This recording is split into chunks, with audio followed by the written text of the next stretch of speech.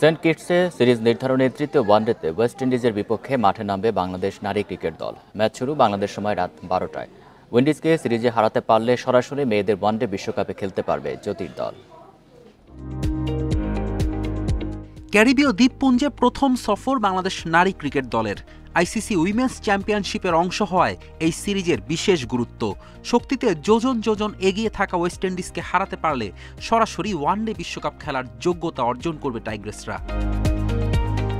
সেই লক্ষ্যে প্রথম ম্যাচ 9 উইকেটের বড় ব্যবধানে হারলেও এরপর দারুণ প্রত্যাবর্তন জ্যোতিদের।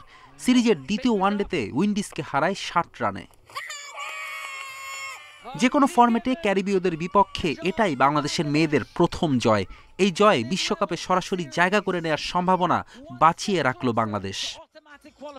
প্রথম ম্যাচে জ্যোতি ও শোভানার 51 রানের জুটি টাইগ্রেসদের জয়ের ভিত করে দেয়। এই দুজনই ব্যাটিং অর্ডারে মূল ভরসা। উইন্ডিজকে সিরিজে হারাতে ব্যাটিংয়ে দিতে হবে আস্থার প্রতিদান। বোলিং বরাবরই বাংলাদেশের মূল শক্তি। দ্বিতীয় ওয়ানডেতে স্বল্প পুঁজি নিয়েও বোলারদের নৈপুণ্যেই টাইগ্রেসরা জিতেছিল।